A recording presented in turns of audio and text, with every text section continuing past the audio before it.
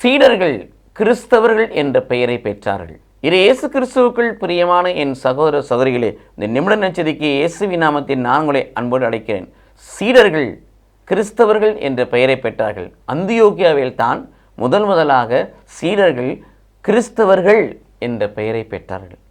கிறிஸ்துவின் வார்த்தையை பொதித்தபடினாலே, கிறிஸ்துவின் படிப்பணியை சொன்னபடினாலே, கிறிஸ்துவின் போதனையை தெரிவித்தபடினாலே, கிறிஸ்துவின் நாமத்து நிமித்தம் வல்ல செயல்களை செய்தபடினாலே, கிறிஸ்துவின் நாமத்து நிமித்தம் இதோ அவர்களுக்கு ஆசீர் வழங்கியபடினாலே, கிறிஸ்துவினுடைய அந்த வார்த்தையை மட்டுமல்ல, கிறிஸ்துவின் நாமத்து நிமித்தம் வல்லமை வெளிப்படுத்தி அவர்களுக்கு அற்புதங்களையும் அடையாளங்களையும் செய்தபடினாலே, பிரியமானவர்களே, கிறிஸ்துவின் வார்த்தை, கிறிஸ்துவின் ஆவி, கிறிஸ்துவின் சிந்தை, கிறிஸ்துவின் வல்லமை, கிறிஸ்துவின் போதனை, கிறிஸ்துவின் படிப்பினை அவர்களோடு இருந்தபடினாலே, கிறிஸ்து அவர்களோடு இருந்தபடினாலே ஒரு காலகட்டத்தில் அவள் கிறிஸ்தவர்களாய் மாறினார், கிறிஸ்துக்குரியவர்களாய் மாறினார்.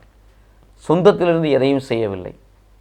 தங்களை சொந்தமாக்கி கொண்ட இயேசு கிறிஸ்து இதை செய்தபடினாலே கிறிஸ்தவர்கள் என்று அழைக்கப்பட்டார்கள். இன்று நீங்கள் நானும் கிறிஸ்தவர்கள் அழைக்கப்படுவது கிறிஸ்துவின் பெயரை சூட்டிக்கொள்வதனால் அல்ல, மாறாக ரோமர் 8:9 வாசிக்கிறோம், கிறிஸ்துவின் ஆவியை ஒருவன் கொண்டிராவிடில் அவன் கிறிஸ்தவனே அல்ல.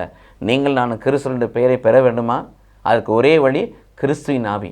நம்பிக்கையின் வழியாக பெறுகிற கிறிஸ்துவின் ஆவியானவர் உங்களுக்குள் இருக்கட்டும். நாமும் ஆண்டவரின் பார்வையில் கிறிஸ்தவர்களாய் மாறுவோம், கிறிஸ்துக்கு உரியவர்களாய் மாறுவோம். கடவுள் நம்மை ஆசீர்வதிப்பாராக. ஆமென்.